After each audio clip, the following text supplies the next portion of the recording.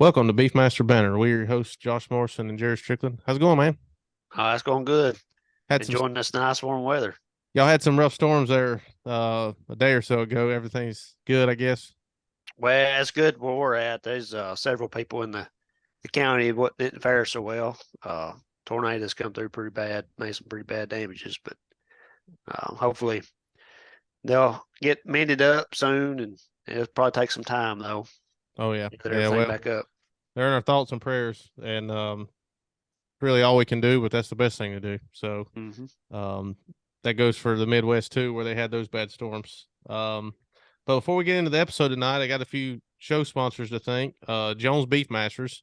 Uh, thank you to Clark and what they do to support the show. Thank you to Lissy Beefmasters. They've got a couple sales a year. Be sure to look out for their stuff. Emmons Ranch Beefmasters. They're just coming off a really good bull sale. So that's a good way to start the year. We want to thank C&M Ranches Beefmasters out of South Carolina. They've got cattle in multiple sales a year, so be looking out for them. And they'll have a production sale here in just a few years that they've already got planned. So look out for their stuff. And we want to thank the Southeastern Beefmaster Breeders Association. Be sure to come by the weekend of August 26th in Lexington, Tennessee. It'll be good times, good eating, and it'll just be a good time had by all. But we want to thank all of our show sponsors. We couldn't do it without you. It really helps us be able to advertise the show and get more listeners, which in turn helps the breed. So that's what we're in this for. But tonight we have Dr. Ty Davis. He is the technical beef cattle specialist with Purina. How's it going, Ty? I'm good, man. Yeah, excited to be on here. Thank you for coming on. And funny, we actually met at the North Carolina Cattlemen's Association conference. We got to talking about feed, and I threw the pitch of coming on the podcast with us, and I said we're just a bunch of guys that like to talk cattle, so we appreciate you coming on. Yeah, no, absolutely. I don't like much else but talking about cattle, so it works good.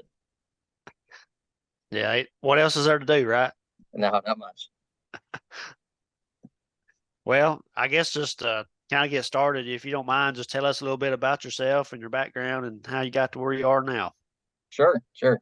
Yeah, so I was born and raised in the not so small town of Fort Worth, Texas. Really, actually didn't have any ag background besides the clothes that I wore and the food that I ate. But joined FFA in high school just kind of on a whim, and really fell in love with the cattle industry and decided to make a career out of it.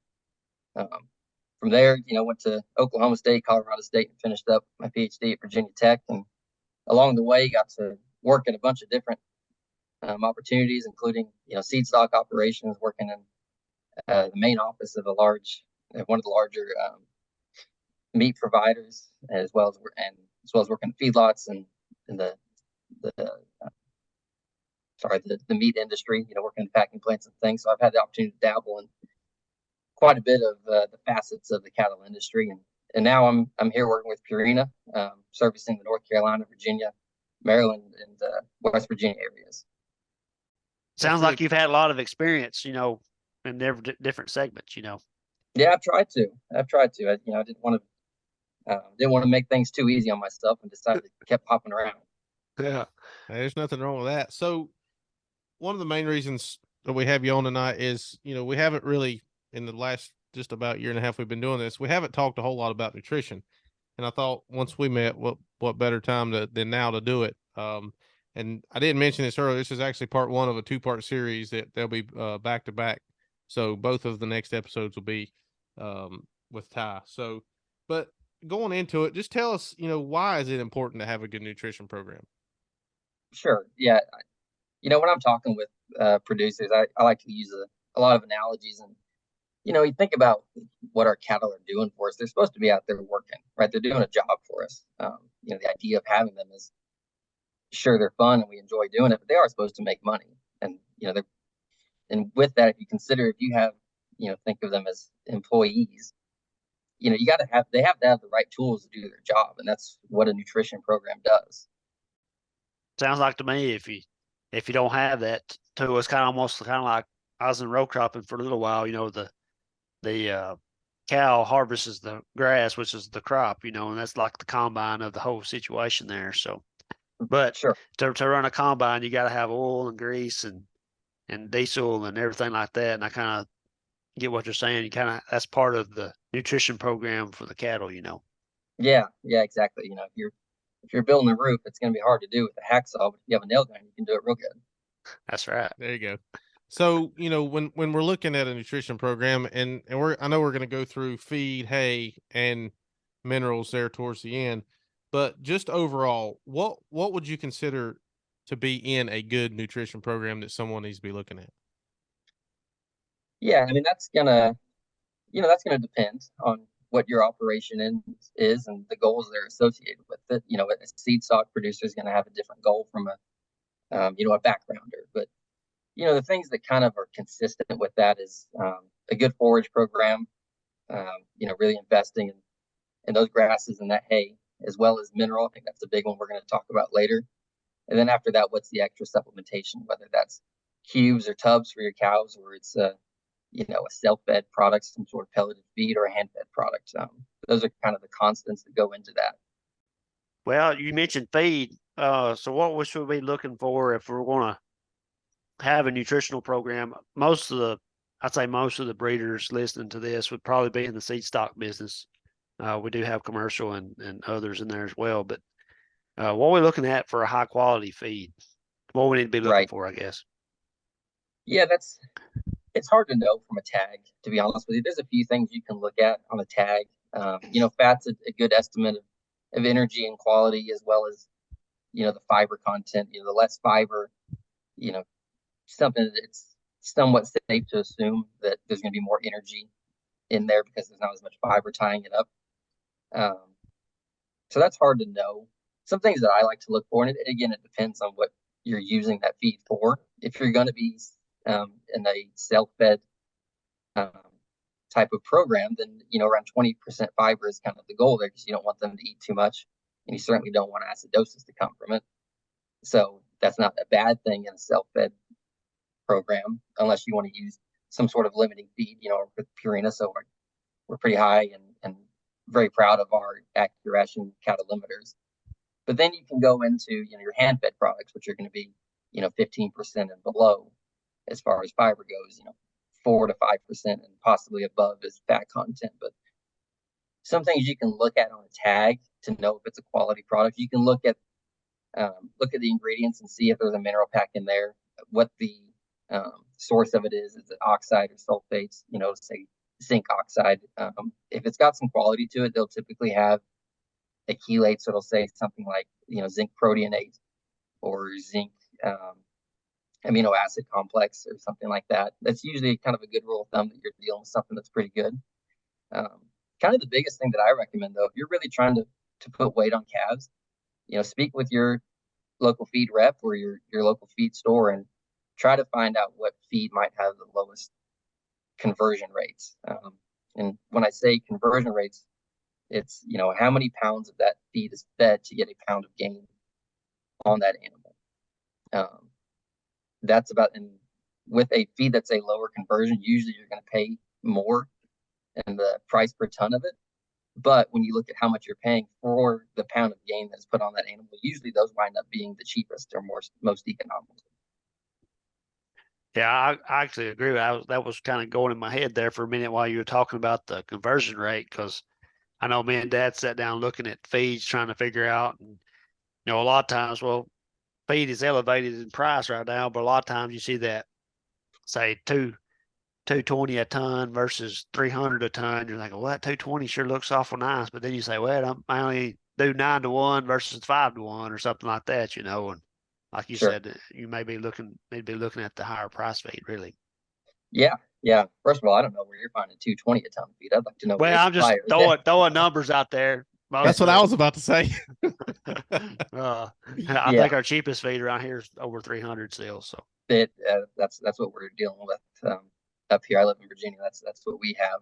And you're right. We think about, we can get some low 300 feeds that will convert in that 8 to 10 area. Just a really cheap commodity blend. And then you can find a feed that's 450 a ton that will convert, and that, 3 if you have the right cattle for it, up to 5 if you have the wrong cattle. I shouldn't say wrong, but less Less efficient. genetically, yeah, less genetically gifted, we should say. And it's twice as efficient, but the price is not twice as much. That's right. So that's where that falls into. Well, and then you go from growing your calves to maintaining cows. Is there? This is sort of off of our paper here. I told you I wasn't going to put you on the spot, but I think I lied to you. Can you find a feed that can do both, or do you kind of need to feed them two different things? As far as nutritional value goes. Yeah, no, you absolutely can. As far as those, those ultra premium feeds that you're using to grow calves, you won't get as much bang for your buck when you're feeding your cows with it. There's certainly some middle ground, middle of the road feeds. We kind of analogy we use is good, better, best. Those would fall into that better category that would work the best for your cows.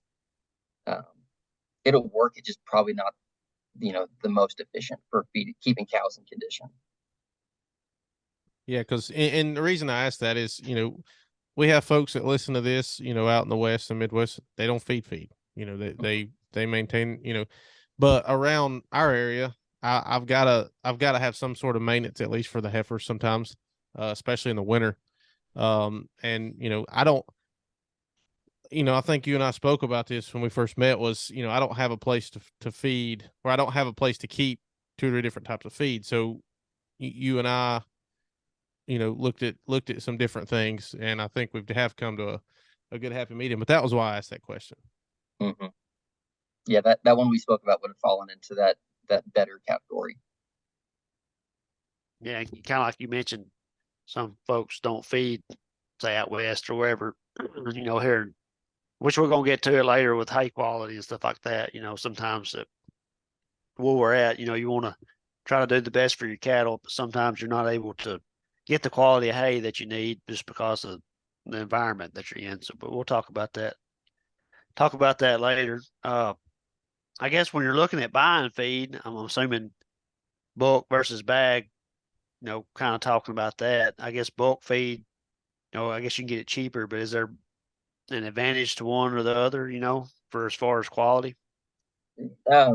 Quality wise, no. It'll be, it's the same feed.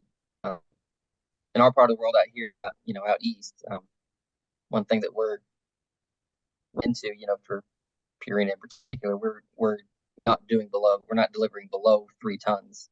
And with the price of fuel and the price of trucking and all that, that's spread between a ton of bagged feeds and a ton of delivered bulk feed is really getting pretty close. So what I've been telling folks out here that I'm speaking with that are thinking of investing in getting a bulk bin, wanting to switch for the price break and the convenience, I'm telling them, if you're not going to grow and you're not going to be able to take 6 tons in the future, you're probably best just sticking with bags at this point. That's some good advice. I mean, because you take some of these bins now with high price of metal and everything else that, they're getting pretty high up there. They are. It just doesn't fit. Yeah. I like feeding the bulk just the way we feed it. Got the little handle, you pull the bucket, pull the handle, let it pour in the bucket kind of deal. But not really saving any money, probably. Sure.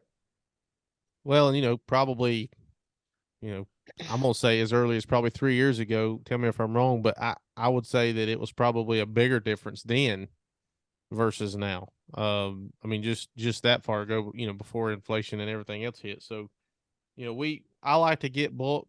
We've got a bin which we're going to try to put up another one of these days, so we will be able to handle, that 6 ton range, which would be nice. But it's the other good thing about bulk is you don't really have to find a place to store it. You put the bin up, you put it in the bin, and it's there. So, yeah, no, it is convenient. You don't have to worry about rats and other things getting into it too. Yeah, that's it. So, with talking about maintaining, feeding, it all circles back to breeding, getting calves. It all comes back to that. So switching gears a little bit, tell us why body score is important on a cow. Yeah, sure. So just to kind of break it down about what a body score is, it's an estimate of what the cow, we're talking about brood cows here, it's not feeding calves, but it's an estimate of what her energy status is at that particular point. And the way you do it is you evaluate the animal and you see about give an estimate of what her fat cover is, what her muscle is looking like, and where she is at that point in her nutritional status. And why it's important is that, first of all, it's an incredibly easy way to gauge where your herd is at. And you can just go right out in your fields and do it. You don't have to bring them up. There's no, you don't have to do hip scores or anything like extra work. You can do it anytime.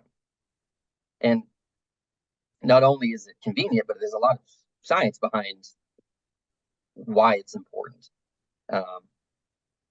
It's the scale goes from 1 to 9, 1 being basically emaciated, about to be dead animal that is so thin, and 9's about the fattest thing you've ever seen. You very, very, I don't think I might have seen a 1 once, and I think I might have seen a 9 once. If it wasn't a 9, it was an 8.5.